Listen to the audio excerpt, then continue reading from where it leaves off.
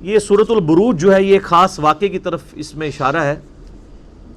اصحاب الاخدود، اصحاب الاخدود جو تھے یہ یمن کے پاس کرسچنز تھے. اس زمانے کے ظاہر مسلم تھے، عیسیٰ علیہ السلام پر ایمان لائے تھے، حضرت عیسیٰ کو اللہ کا بیٹا نہیں مانتے تھے بلکہ اللہ کا پیغمبر مانتے تھے.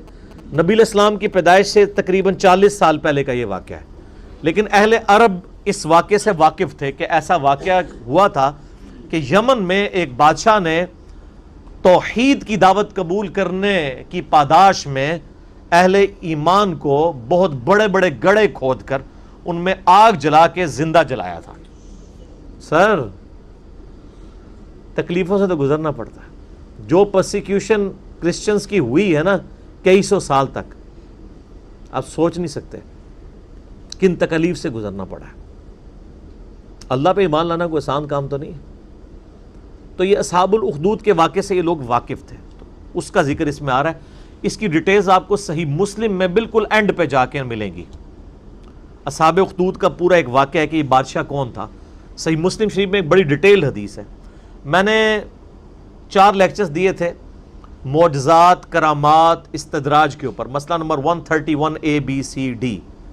اس میں جو ڈی پورشن تھا اس میں نے اولیاء اللہ کی 10 کرامات جو صحیح سند سے احادیث کی کتابوں میں آئی ہیں نا وہ میں نے کور کی تھی. ان میں سے ایک کرامت اصحاب اخدود والی بھی تھی جو میں نے اس میں کور کی تھی صحیح مسلم کے ریفرنس سے. صحیح مسلم شریف میں اس کا واقعہ یوں ملتا ہے کہ یمن میں ایک یعنی وہ بادشاہ تھا جو بیسیکلی ہے تو یعنی یہودی تھا. اس وجہ سے وہ عیسائیوں سے زیادہ نفرت کرتا تھا کیونکہ حضرت عیسیٰ علیہ السلام کو کرسچن جو ہے پیغمبر مانتے ہیں بلکہ اس میں غلوف کر کے خدا کا بیٹا مانتے ہیں، اور دوسری طرف یہودی کہتے ہیں کہ یہ نعوذ باللہ دجال ہے. اب ان کا آپس میں تو کٹ ہو ہی نہیں سکتا نا.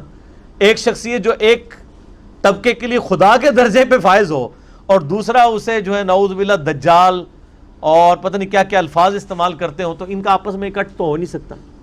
یہ تو یہودیوں نے سازش کر کے کس طرح عیسائیوں کو دبوچا ہے کہ آج یہودی اور عیسائی ایک پیج کے اوپر ہیں، ورنہ 20ویں صدی کے آغاز سے پہلے تک تو یہ قتل و غارت کا بازار گرم تھا ان کا آپس میں. یہ تو اسرائیل جب بنا ہے اور دنیا کی اکانومی ان کے قبضے میں آئی ہے تو آج جو ہے وہ ایون یہودی مٹھی بھر ہونے کے باوجود عیسائیوں کی باغ دوڑ بھی ان کے ہاتھ میں ہے اکانومی کی وجہ سے. تو ہم نے جس ایرا میں جس وقت میں آنکھ کھولی ہے، یہ جو زمین کی جو حقائق ہیں وہ زمینی حقائق بدل چکے ہیں، اور اس کو بدلے ہوئے 100 سال سے زیادہ نہیں ہوا. 100 سال اگر آپ پہلے چلے جائیں تو یہ جس طرح سنی شیعہ اختلاف مسلمانوں کے اندر ہے نا، اس سے بھی بڑھ کے عیسائیوں اور یہودیوں کا اختلاف تھا، جنگیں ہوتی تھی آپس میں. بہرحال وہ یہودی بادشاہ تھا، اس نے عیسائیوں پہ ظلم کرنا شروع کیا. تو اس بادشاہ کے بارے میں آتا ہے کہ اس نے ایک جادوگر رکھا ہوا تھا، اور وہ جادوگر جب بوڑھا ہو گیا تو اس نے کہا کہ مجھے تو موت آ جائے گی، تو مجھے کوئی ایک اپنا لائق سا کوئی رعایا میں سے کوئی لڑکا ڈھونڈ کے دو جسے میں تربیت کروں اور میں اپنا سارا علم اسے ٹرانسفر کر دوں. تو بہرحال ایک نوجوان لڑکا بڑا انٹلیکچوئل رعایا میں سے چنا گیا، وہ جادوگر کے حوالے کیا گیا، تو وہ اسے جادو سکھایا کرتا تھا. اب وہ جادوگر کے پاس جب جادو سیکھنے جاتا تھا تو راستے میں ایک راہب تھا عیسائی، تو وہ اس کے پاس وہ لڑکا رکا کرتا تھا. اس راہب کی باتیں خدا شناسی کی، توحید کی اسے بھانی شروع ہو گئیں، حتیٰ کہ اس کا دل اللہ نے اسلام کے لیے کھول دیا. یعنی اس نے اسلام، اس زمانے میں کرسچینٹی اسلام ہی تھا، وہ قبول کر لیا. اب وہ دیکھیں جادو بھی سیکھتا تھا اور پیرلل میں دین بھی سیکھتا تھا. ایک دن وہ ایک راستے سے گزر رہا تھا تو راستے میں ایک بہت بڑا جانور تھا جس نے لوگوں کا راستہ روکا ہوا تھا.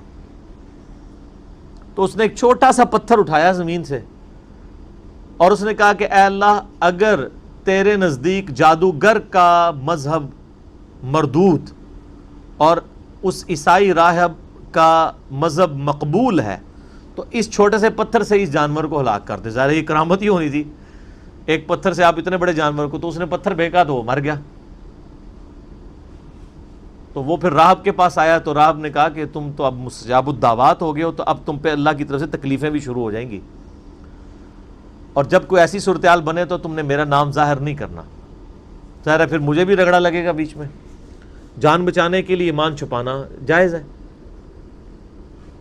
حسین تو ہر کوئی نہیں بنتا نا سر. پھر کہتے ہیں جی حسین کیوں کھڑا ہوا تھا, باقی کدھر گئے؟ باقیوں نے کیوں بیعت کر لی؟ وہ ہر ایک تو نہیں حسین ہوتا رضی اللہ تعالیٰ عنہ علیہ السلام. تو پھر وہی سلسلہ شروع ہو گیا. اب وہ صاحب کرامت تو ہو گیا, اب لوگ اس کے پاس آنا شروع ہو گئے. وہ مطلب مادرزاد کوڑی اندھے آتے تھے, وہ دعا کرتا تھا, شفا ہو جاتی تھی. کرتے کرتے جب بادشاہ تک بات پہنچی, اس نے کہا یہ کیا, یہ تو دوسرے مذہب میں چلا گیا الٹا اس کو سکھانے کے لیے. تو اس نے کہا جی اس کو تو ہم نہیں چھوڑیں گے, قتل کروائیں گے. اور وہ جب کوئی بندہ اس کے پاس علاج کروانے کے لیے آتا تھا تو وہ پہلے کہتا تھا اللہ کو ایک مانو, حضرت عیسیٰ کو اللہ کا پیغمبر مانو.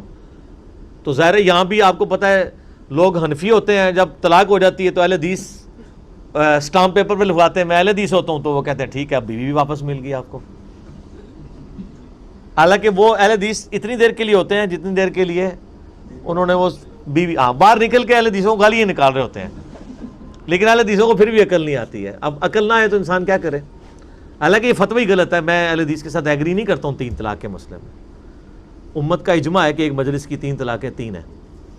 بالی ایک مسئلہ لاتا ہے, میں آپ کو بتا رہوں کہ آج بھی اس کی باقیات ہیں اسٹامپ پیپر لکھوانے والی. تو وہ بھی پہلے کہتا تھا اللہ کو مانو پھر میں تمہارا علاج کروں گا. تو اس طرح پھر اسلام پھیلنا شروع ہو گیا. بادشاہ کو فکر لگ گئی, تو اس نے کہا کہ بھئی اس کا علاج اب یہ ہے کہ اس کو قتل کروایا جائے. تو اس نے فوجی بھیجے گرفتار کر کے کہ اس کو پہاڑ سے نیچے پھینکا جائے. پہاڑ کی چوٹی پہ لے گئے, اس نے وہاں پہ دعا کی, وہ سارے فوجی نیچے گر پڑے, وہ بچ گیا. پھر اسے کشتی میں سوار کر کے سمندر کے اندر لے گئے, اس نے دعا کی, کشتی الٹ گئی, وہ بچ گیا, باقی سارے الٹ گئے. بادشاہ سر پکڑ کے بیٹھ گیا کہ اس کو اب کیسے قتل کیا جائے, کیونکہ مستجاب الدعوات تھا. تو اس نے بادشاہ کو خود مشورہ دیا کہ ایک طریقے سے تم مجھے قتل کر سکتے ہو, تم پڑھو بسم اللہ رب الغلام کہہ کے مجھ پہ تیر چلاؤ تو میں مارا جاؤں گا. اور یہ اس نے بہت زبردست چال چلی, اور اس نے کہا اس کے لیے تمہیں پبلک اکٹھی کرنی پڑے گی, اپنی ساری رعایا کو جمع کرو اور بسم اللہ رب الغلام پڑھ کے چلاؤ. تو اس کا مطلب کیا تھا کہ اللہ کو ماننا پڑے گا. تو یہ ایک ساری رعایا تک تبلیغ ہو جاتی کہ ہاں اللہ کے نام پہ اسے مارا گیا ہے, تو یعنی اس کا مذہب درست ہے. تو اس نے کہا میں نے جان تو جانی ہی جانی ہے, تو اللہ کے لیے جائے نا, اور میں مر جاؤں اور ایسا اختلافی نوٹ لکھوں کہ تبلیغ بھی ہو جائے. حضرت حسین ابن علی بھی نے یہی کیا نا, 72 بندوں کے ساتھ وہ 3 براعظموں میں پھیلی ہوئی بنو امیہ کی بدماش حکومت کا سامنا تو نہیں کر سکتے تھے, لیکن انہوں نے اپنے خون سے ایک اختلافی نوٹ لکھ دیا کہ میں مر جاؤں تو آنے والی نسلیں یہ یاد رکھیں کہ سچائی کے لیے کھڑا ہونا چاہے آپ تھوڑے سے بھی ہوں, اس کی پرواہ نہیں کرنی. تو آج تک دیکھ لیں دنیا میں جہاں بھی سچائی کے لیے تھوڑے لوگ کھڑے ہوتے ہیں تو مثال حسین ابن علی کے لیے کی دیتے ہیں. مخالفین کو جو یاد رکھا گیا وہ بھی حسین کی وجہ سے یاد رکھا گیا, ورنہ ان کی کیا اوقات تھی. تو اس نے بھی یہی کہا کہ رائے اکٹھی کرو پبلکلی, بسم اللہ رب الغلام پڑھ کے چلاؤ تیر تو مارا جاؤں گا. بادشاہ نے یہی کیا. تو جب وہ بسم اللہ رب الغلام پڑھ کے وہ چلائی گئی, اللہ کے نام سے شروع, اور جو اس غلام کا رب ہے یعنی وہ سب اللہ کے ہی بندے ہیں, غلام ہیں, تو وہ تو مارا گیا, لیکن ساری رعایا نے کلمہ پڑھ لیا, ان کا اس کا مذہب حق ہے, وہ سارے مسلمان ہو گئے. وہ ایک کو کیا مارنا تھا, ساری رعایا ہاتھ سے چلی گئی. پھر اس نے بڑے بڑے گڑھے کھدوائے, اس میں آگ جلوائی, اور اہل ایمان کو آفر رکھی کہ یا تو ایمان چھوڑے یا آگ میں جلائے جاؤ گے. ہائے ہائے ہائے. بخاری مسلم کی حدیث ہے, اس شخص نے ایمان کی حلاوت چکھ لی جس میں 3 نشانیاں ہوں. نمبر 1 اللہ اور اس کا رسول عز و جل و صلی اللہ علیہ وآلہ وسلم اسے پوری دنیا میں سب سے بڑھ کر محبوب ہوں. نمبر 2 اس کی دوستی اور دشمنی کا معیار اللہ کی ذات ہو. اور نمبر 3 کفر کی طرف لوٹایا جانا اس کے لیے اتنا ہی ناپسندیدہ ہو جائے جتنا زندہ آگ میں جلایا جانا, وہ جلنے کے لیے تیار ہو جائے, ایمان نہ چھوڑے. ایمان کی مٹھاس اس بندے نے چکھی ہے. لوگ ایمان نہیں چھوڑ رہے, زندہ آگ میں جلائے جا رہے ہیں. صحیح مسلم کے الفاظ ہیں کہ ایک عورت تھی، اس کا دودھ پیتا بچہ تھا. دودھ پیتا بچہ تو بولتا بھی نہیں ہے. جب اسے آگ میں پھینکنے لگے نا تو اس کے دل میں ایک لمحے کے لیے خیال آیا کہ میں جان اپنے بچے کی وجہ سے نا جان بچانے کے لیے میں دین چھوڑ دوں. تو وہ دودھ پیتا بچہ بول اٹھا کہ ماں تو حق پہ ہے. اللہ اکبر کبیرہ. یعنی یہ کرامت تھی. تو پھر ان ماں بیٹا کو بھی جلا دیا. وہ تو خیر دنیا میں جلے نا تو سیدھے جا کے جنت میں لینڈ کیا. تو یہ پوری حدیث صحیح مسلم ہے اصحاب الاخدود کے بارے میں ہے. آپ دیکھیں کہ اصحاب الاخدود کو نبی علیہ السلام کی پیدائش کے وقت شہید ہوئے ہوئے 40 سال ہو چکے, پھر اس کے بعد بھی 40 سال, یعنی 100 سال بعد قرآن نازل ہو رہا ہے آلموسٹ. اور اللہ اپنے بندوں کو نہیں بھولا اور اس کے اندر ذکر کیا ان کا. اور اس میں اللہ تعالیٰ بتا رہا ہے پھر ہم ان سے بدلہ لیں گے جنہوں نے اہل ایمان کے ساتھ یہ کچھ کیا. دنیا میں ٹھیک ہے کھلی چھٹی ہے, لیکن آخرت میں پکڑے جائیں گے. وَالسَّمَاءِ ذَاتِ الْبُرُوجِ, قسم ہے آسمان کی جو برجوں والا ہے. وَالْيَوْمِ الْمَوْعُودِ, اور اس دن کی جو وعدے کا دن ہے یعنی قیامت کا دن. وَشَاهِدٍ وَمَشْهُودٍ, اور حاضر ہونے والے دن کی اور اس کی جس کے پاس حاضر ہوں گے, یعنی قیامت کے دن کی اور قیامت کے دن کا مالک, مالک یوم الدین, سب کی قسم. قُتِلَ أَصْحَابُ الْأُخْدُودِ, مارے گئے کھائی کھودنے والے. حالانکہ مارے کون گئے تھے؟ جو کھائی میں پھینکے گئے تھے. اللہ نے کہا وہ نہیں مرے, وہ تو زندہ ہیں. شہید تو مرتا نہیں ہے نا. وَلَا تَقُولُوا لِمَنْ يُقْتَلُ فِي سَبِيلِ اللَّهِ أَمْوَاتٍ, مت کہا کرو مردہ جو اللہ کی راہ میں مارے جائیں, وہ تو اللہ کے حضور زندہ ہے. اللہ ہمارا مارے گئے اصحاب الاخدود جنہوں نے وہ گڑھے کھودے تھے. النار ذات الوقود, جبکہ وہ آگ بڑے ایندھن والی تھی. اذ ہم علیہا قعود, جب وہ اس کے کنارے پر بیٹھے ہوئے, یعنی یہ منظر دیکھ رہے تھے اہل ایمان کو آگ میں جلایا جا رہا ہے اور وہ انجوائے کر رہے ہیں. وَلِعَوْذُ بِاللَّهِ. وَهُمْ عَلَى مَا يَفْعَلُونَ بِالْمُؤْمِنِينَ شُهُودٌ, اور جو کچھ اہل ایمان کے ساتھ سلوک کر رہے تھے وہ وہاں پہ بیٹھ کے اس پر گواہ تھے. ظاہر ہے آپ اگر یہ رومنس کی بھی آپ ہسٹری دیکھیں, یہ لوگ بھی یعنی بھوکے شیروں کو زندہ انسانوں پہ چھوڑ دیتے تھے. آپ یوٹیوب پہ جا کے دیکھیں نا کہ کیا کیا طریقے انسانوں کو اذیت اور عذاب دینے کے ان لوگوں نے ڈیوائز کیے ہوئے تھے. تو یہ بھی ایک طریقہ تھا تکلیف دینے کا. خود کرسیوں پہ بیٹھ جاتے تھے اور ان کے سامنے یہ منظر ہوتا تھا کہ اہل ایمان کو جلایا جا رہا ہے. وَمَا نَقَمُوا مِنْهُمْ إِلَّا أَن يُؤْمِنُوا بِاللَّهِ الْعَزِيزِ الْحَمِيدِ, اور انہوں نے تو نہیں ناپسند کیا مگر اس بات کو کہ مسلمانوں نے ایمان لے کر آئے مسلمان اللہ پر جو غالب ہے اور اپنی ذات میں خود ستودہ صفات ہے. اس مقدس جرم کی پاداش میں انہوں نے زندہ انسانوں کو جلا دیا کہ وہ اللہ پر ایمان لے کر آئے. الذی لہ ملک السماوات والارض, وہ اللہ کہ زمین و آسمان میں جو کچھ ہے اس کا مالک وہ اللہ ہے. زمین و آسمان کے مالک اللہ کے اوپر وہ ایمان لائے, صرف ایمان لانے کی پاداش پہ, کسی پہ کوئی تکلیف نہیں, کسی کو کچھ نہیں انہوں نے کہا, بس اس مقدس جرم میں انہوں نے ان کو آگ میں جلا دیا. واللہ علی کل شیء شہید, اور اللہ تعالیٰ ہر چیز کو دیکھ رہا ہے. اللہ نے وہ منظر دیکھا ہے, اللہ کو بھولا نہیں ہے وہ منظر جو تم نے اہل ایمان کے ساتھ کیا. ان الذین فتنوا المؤمنین والمؤمنات, بے شک وہ لوگ جنہوں نے مومن مردوں اور مومن عورتوں کو یہ تکلیف دی تھی, یعنی ان کو آگ میں جلایا. ثم لم یتوبوا, اس کے بعد وہ توبہ کے بغیر مر گئے. فلہم عذاب جہنم, ان کے لیے تو ہم نے عذاب جہنم رکھا ہوا ہے. ولہم عذاب الحریق, اور ان کے لیے وہاں پہ آخرت کی آگ ہے جس میں ان کو جلایا جائے گا. انہوں نے تو دنیا کی آگ میں جلایا نا. بخاری مسلم کی حدیث ہے کہ آخرت کی آگ دنیا کی آگ سے 70 گنا زیادہ تیز ہے. ان کو اس پاداش میں اس آگ کے اندر جلایا جائے گا.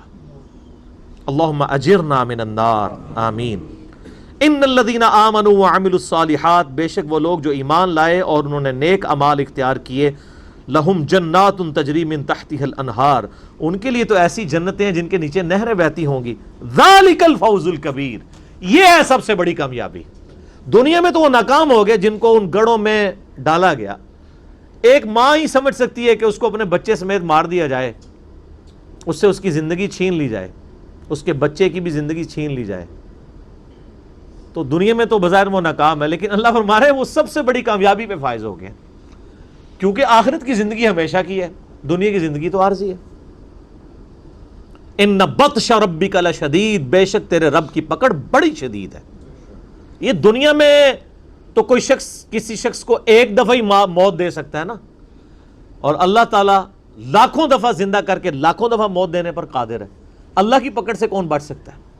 دیکھیں نا، دنیا میں زیادہ کون، جیسے وہ آپ کو پتہ ہے قرآن حکیم میں ہی آتا ہے کہ جب جادوگر ایمان لے آئے موسیٰ علیہ السلام پہ، تو فرعون نے کہا کہ میں تمہیں سولی چڑھا دوں گا تمہارے مخالف سمت کے ہاتھ پاؤں کٹوا کے۔ تو پتہ ہے ان جادوگروں نے کیا کہا تھا کہ تو جو کچھ بھی کرے گا دنیا کی زندگی میں کر سکتا ہے نا، ایک دفعہ ہی موت دے گا، دے لے، پھر تو ہمیشہ کی کامیابیاں ہماری مقدر ہیں۔ لیکن اللہ سے انسان نہیں بھاگ سکتا، اللہ کے جو قابو آ گیا وہ ایک دفعہ موت تو نہیں، جب چاہے جتنی دفعہ موت کی تکلیف سے گزارے اور تکلیف دے۔ قرآن حکیم میں آتا ہے ہم جب ان کی کھالیں جل جائیں گی نئی کھالیں انہیں دیں گے تاکہ انہیں عذاب اور فیل ہو۔ اللہم اجرنا من النار، آمین۔ انہ ہوا یبدی و یعید، بے شک پہلی دفعہ بھی اس نے پیدا کیا اور دوبارہ بھی وہی پیدا کرے گا، وہ قادر ہے۔ پہلی دفعہ کسی کام کو کرنا مشکل ہوتا ہے، دوبارہ کرنا تو مشکل نہیں ہوتا۔ وَهُوَ الْغَفُورُ الْوَدُودُ، وہ تو بہت بخشنے والا ہے اور بڑی محبت کرنے والا ہے۔ یعنی اللہ تعالیٰ معاذ اللہ کوئی فنیٹک نہیں ہے کہ انسانوں کو عذاب دے کے اسے کوئی خوشی محسوس ہوتی ہے۔ دنیا میں بعض لوگ ذہنی مریض ہو جاتے ہیں نا، فنیٹک ہو جاتے ہیں، کئی لوگ ہیں ایسے جو، یا اکثر آپ کو امریکہ میں تو یہ بھی اگلے دن بھی خبر آئی تھی، 22 بندے قتل کر دیے ایک گورے نے، تو وہ ایک ذہنی مرض بھی ہوتا ہے، کسی کو خون میں لت پت دیکھ کے ان کو خوشی محسوس ہوتی ہے۔ تو اللہ تعالیٰ فرما رہا ہے کہ مجھے کوئی خوشی محسوس نہیں ہوتی کسی کو عذاب دینے میں، اللہ تو بخشنے والا ہے اور بڑی محبت کرنے والا ہے۔ لیکن اس کا یہ مطلب بھی نہیں کہ پکڑے گا نہیں مجرموں کو، نہیں، وہ اللہ تعالیٰ کے عدل کا تقاضا ہے، قسط کا تقاضا ہے، وہ عادل ہے، اس کے عدل کا تقاضا ہے کہ مجرمین کو سزا دے اور اہل ایمان کو جزا دے۔